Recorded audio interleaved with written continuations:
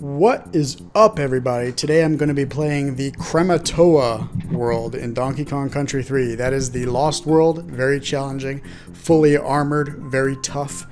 And what do we got here? The water is all black. I don't know what's happening here. It looks like there was some kind of oil spill. Although, over on the left there, it looks like the game's actually glitched out. It'd be pretty weird if there was an oil spill after I beat the final boss. Like, hey, you beat the game, have an oil spill. That can't be right. So, more likely that this is just some kind of a glitch. And, wow, the water's black here too. You know what? This calls for some music.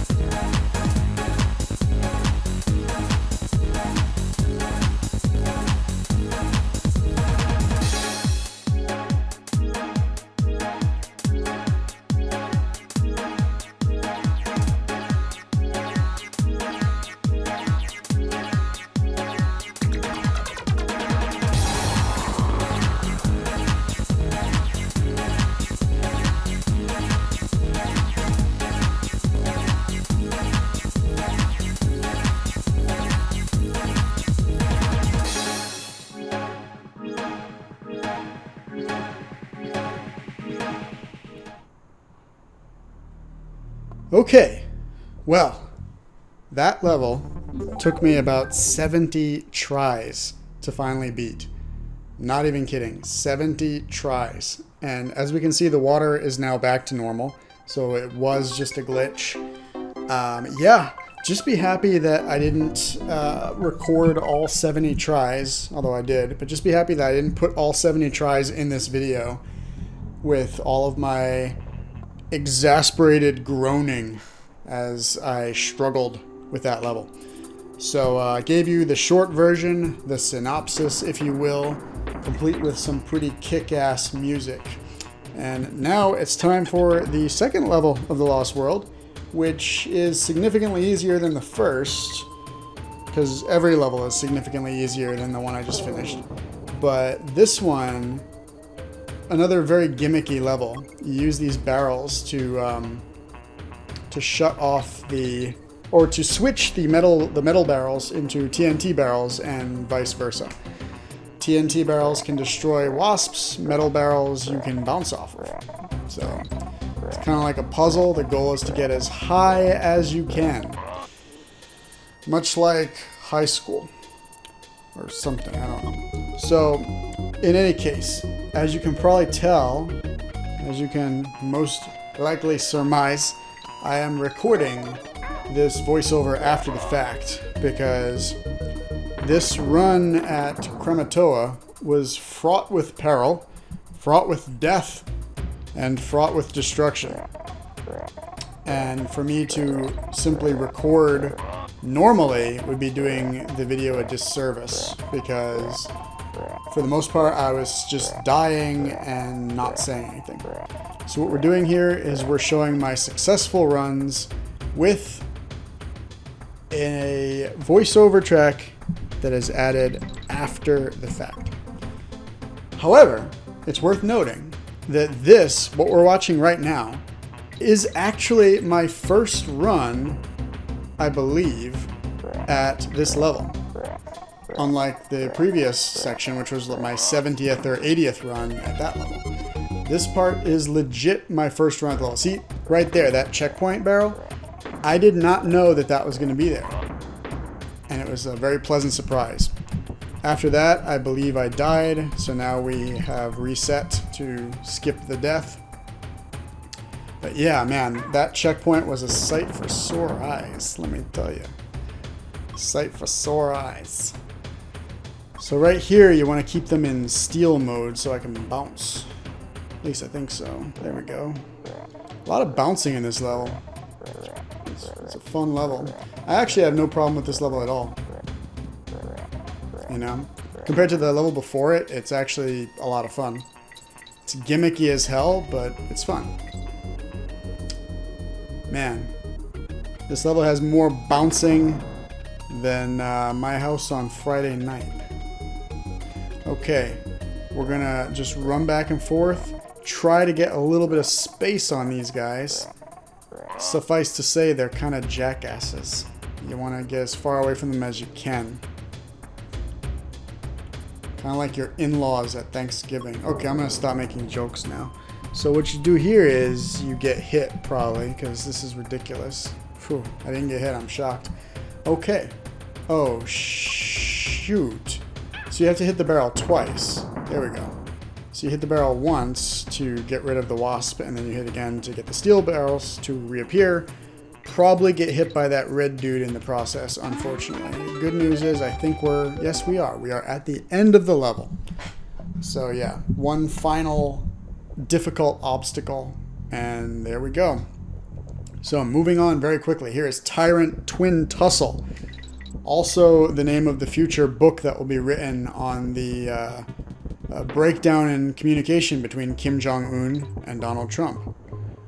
Tyrant Twin Tussle indeed. And here we have the Tyrant Twins in question. They look like Kraid from Super Metroid, except like the regular Kraid that's not huge. And they always travel in pairs. Yes. Alright, gotta be careful here. The bananas are very nice because they tell you exactly where it's safe to stand. So, gotta pay attention to the bananas. Like right here, for instance. There we go.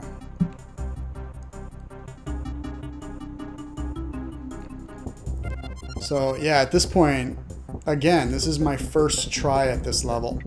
So I'm just edging forward very cautiously. Don't want to die. I don't want to repeat the struggle of that jungle sprint level by having to do a level over and over again. Ooh. That was some skill right there. Skill, as they say in Sweden. Okay, this part, there isn't really any good way to do, I don't think. Oh, no, there's a safe spot right there. So I would be wise to hang out and then sneak by when it's safe.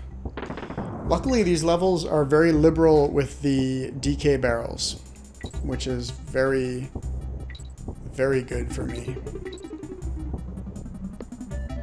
See, these guys aren't so bad. Just have to follow the bananas. That's all you gotta do.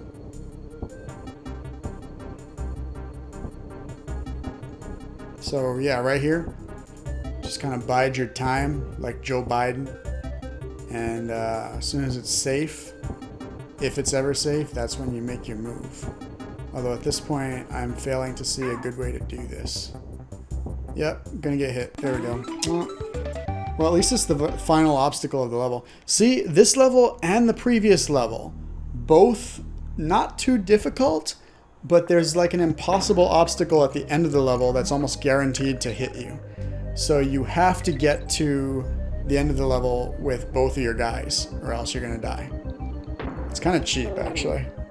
But I wouldn't expect anything less from a game so full of gimmicks. It's just gimmicks upon gimmicks. This is more of your traditional parrot level. This level would actually be right at home in Donkey Kong Country 2, which loved vertical parrot levels. With one small exception, and that's these bird things that you have to basically avoid. You have to learn their timing, keep out of their way, and I suppose you could say that's the gimmick for the level, is avoiding these dive-bombing missile birds. It's probably what they're called, too. They're probably called missile birds. So yeah, just be very patient with these levels. Take your time. Don't rush. If you rush, that's when mistakes happen. Start rushing, you get investigated by Mueller. Alright, I said I wasn't going to make any more jokes, but here I am just making stupid jokes. So here, this part in particular is kind of the prevailing challenge of the level. And as you can see, I pretty much aced it on my first try. And I'm not trying to brag. I'm just pointing out that this level is really not that difficult compared to... I mean, none of these levels are difficult compared to the first level of Krematoa. Absolutely demolishes everything that follows it. Anywho, I'm going to hit the checkpoint here, and then we're going to jump ahead, because I did suffer, I believe, 2 losses on this level. It's not a hard level at all, but it's slightly harder than the 2 before it. Still cannot compare to the dash level. However, the 5th and final level of this world is very nasty, and that level actually can stack up to the first level. So look forward to that, because I'm going to be showing you that in just a moment here. As soon as I get past these missile birds. Oh boy. How am I going to get past this one? The key is to hold down the Y button to move faster. It doesn't just affect dashing on the ground, it affects the speed at which you climb things as well. It affects everything. It's just like Mario. You want to just hold down the run button at all times and just give yourself that extra burst of speed and momentum. And yeah. Ooh, that was a good one right there. You see that duck? That was a timely duck. Alright, so here you have to be careful because these guys can still take you out. But if you let them land and create platforms for you, you can just climb. Just climb for dear life. Also, yeah, keep ducking. You know, ducking is not important at all for 99% of this game. But then you get to this level, and also the final boss fight, and all of a sudden you better know how to duck. Alright, so let's just get a little further here. Just gotta be patient. And then after this, we've got Rocket Rush, which is the most hated level in this entire game, and I can totally see why. It's brutal. Brutal, as the French say. Speaking of brutal, this jump is really getting me here. So what you want to do is you want to get a good head start, get the jump on them, like boom. As soon as the next one's coming out, you gotta get the jump on them, like so. It's all in the timing. Or as old Jack Burton would say, it's all in the wrist. Alright, so that's the 4th level in the bag, moving right along. You're getting a nice abridged version of what originally took me 2 hours. Now, hit that music.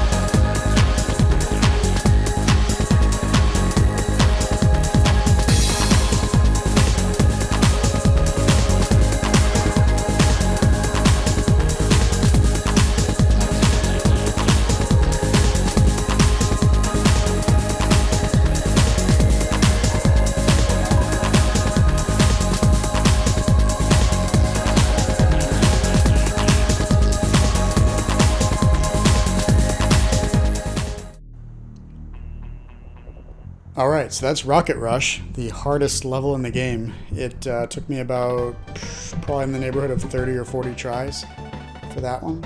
Not quite as bad as the Elephant Rush level, but pretty bad nonetheless. So once you've beaten all 5 of the Krematoa levels, you bring the 5 gears. As you might have noticed, I got a gear each time I beat one of those levels. Bring those 5 gears to this beaver dude right here, and he constructs a submarine. I don't know. And then there's like this post-apocalyptic, like the seas turn to blood. The reign of the 7 begins. Toad's earthly kingdom on Earth has arisen from the gallows of the Hades prison system. What is this? This is Nautilus. This is the secret underground U-boat of King K. Rool. He was defeated in his fortress, so now he's lurking under the sea, just like the Nazis. So what you have to do here is you have to basically... It's a similar fight to the first one in some ways, but different in others. You have to hit him hella times, as they say in Life is Strange. Hella times with the barrels, and if you're good like me, you can hit him with 2 barrels in 1 pass, but it is a little tricky. You also need to hit him when he's in the background by throwing barrels upward into that vacuum cleaner up at the top of the screen. Now, needless to say, this fight is definitely harder than the final boss fight is, but it's not too bad once you figure it out. Once you figure out the pattern, the order of operations, the gimmick, if you will. Just like the rest of the game. It's not that bad once you get down to it. By the way, wasn't that embarrassing at the end of that level where I was trying to hit that DK coin guy with the steel barrel and I kept missing? I mean, like looking at that now, I feel like it definitely went on a little too long, but I wasn't going to hide my shame from you. You know, I wanted you to see my shame at not being able to hit that guy with my first 7 or 8 throws. So for this part, he actually traps you with the electric beams, and the only way... Oh man, I'm in deep doo-doo now. See that? The lower electric beam that comes through? You cannot actually avoid it because the upper beam is in your way. You can't jump over it, you can't duck under it. The only way to dodge it is to do that. You keep the steel barrel between you and the electric beams, and it'll block them from reaching you. However, you also have to be ready to hit him with the steel barrel. So the key here is to not get overzealous. Just wait until your moment to strike. Also, try to keep the barrel at your back so that you're looking in the other direction from it so you can see the electric beams coming in advance. It's the only way to reliably dodge them. See here, I'm not being overzealous, and I'm also looking into the distance. So that allowed me to avoid that beam and hit him yet again. He has a ton of hit points. This is like Donkey Kong Country Returns level hit points here. There are bosses in that game that take like 12 hits to beat. So yeah, just keep it going, and eventually you win. And now the Nautilus is mine, and I'm going to take it for a spin all around the world. As soon as I fish it out of this menstrual pit, I will be taking it for a cruise. And that about does it for Donkey Kong Country 3. Thank you for joining me. And yeah, we're going to go ahead and save our game before anything bad happens. And one final note, the Lost World took me about 2.5 hours to get through, I believe. Whereas the rest of the game took me like a little over 5 hours to get through. So yes, this one world took me about half of the time of the rest of the game combined. How about that? And on that note, I will see you guys next time, and take care.